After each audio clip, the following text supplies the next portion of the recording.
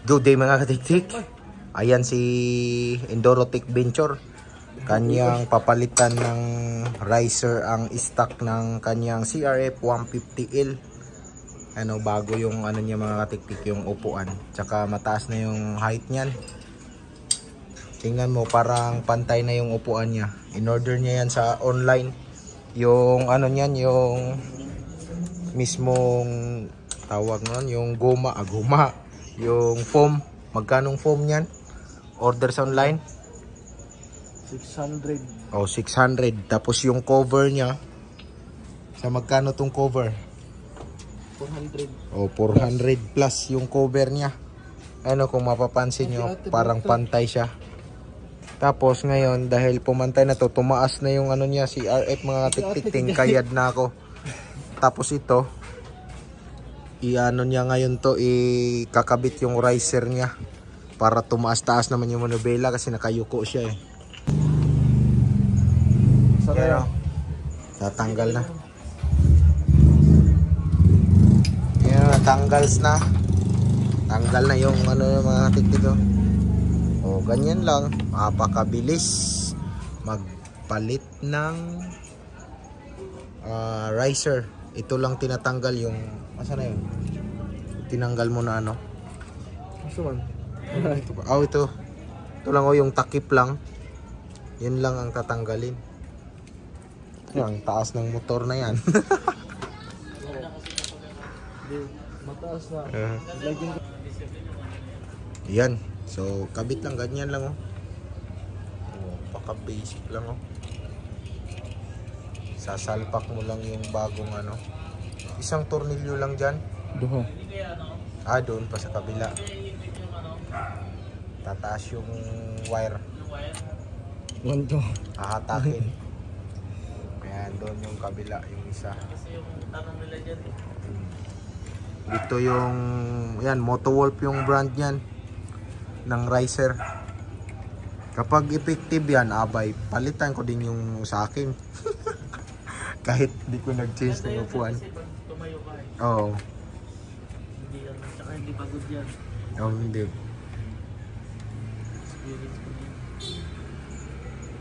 Hindi nga to abot o hindi na abot. Yan.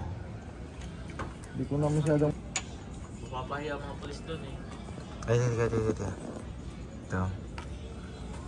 Ay, nasilaw man yung camera ko. Ayan. Ito yung mga katiktik oh. Ayan oh. Salpak mo lang dito.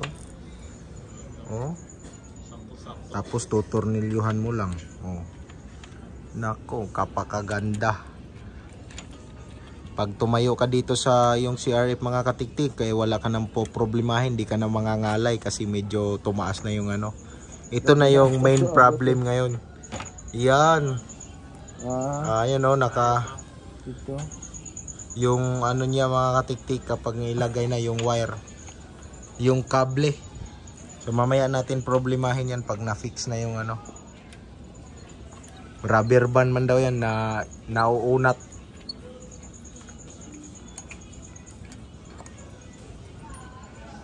Ano, hihigpitan lang yan. So ganyan lang. Kapag mag-order kayo, ganyan na din na brand yung anuhin nyo. Yung order kasi, oh, swak na swak. Wala kang problema. Ang problemahin mo na lang, mamaya natin malaman kung aabot ba tong cable niya kasi stock pa yan lahat eh. Ayun mga katiktik. Ito yung nagka-ano eh, da-down mo to. Kasi ito medyo humigpit talaga yung cable niya, pero nakita nyo naman oh, nakasandal na. Kasandal na siya. Ito lang yung medyo humigpit mga katiktik, gawa ng meron siya ditong handguard na pang malakasan. Pang ano to eh, pang 250 no, ay pang ano to, pang production na handguard eh. You know, pang malakasan, ang laki ng bakal niya no. Pang production na handguard. Yun nga lang, dahil may ano ngayon, habagat yun, tigil-tigil oh. Kita nyo ba yung ambon na yun oh? Kita nyo yung ulan oh. Oh, di ba? Nakikita nyo? Kaya stop mo na yung operation konti. You know? Yan mo yung ambon. Oh, kita oh. Oh, nga mo, kita yung ulan. Stop mo ng konti, lumakas pa. Yun.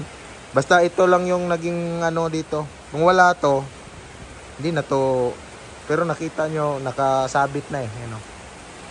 Nasa ano siya. Ito lang medyo mahigpit kasi gawa nitong handguard. Ano pala yan? O yun mga katiktik. Ayan, kung napansin nyo, ayan, tinanggal mo na to para ibaba. Ay, binaba na pala niya to. Ayan o. Para umabot at nahigpitan na niya. Higpit na to, di ba? Wala pa. Ayun mga katiktik oh. Na ano na niya. Yun nga, ito nga yun. Kasi para bumaba to. Liko. Okay, liko no. Kasi lumapit yung monobela eh. No? Lumapit. Wow. Ayan oh. Maglayo na kayo. Hindi, lapit tuloy ito. Hindi, maglayo na kayo. Oo. Layo talaga yan. Ah. Yun. Balihan ka nino? Ito na yung update mga katiktik sa nilagyan ng riser. So ang nangyari talaga, hindi siya pwede na hindi palitan ng clutch cable. Ang pinalit pala dito na clutch cable mga katiktik is sa TMX. Ano?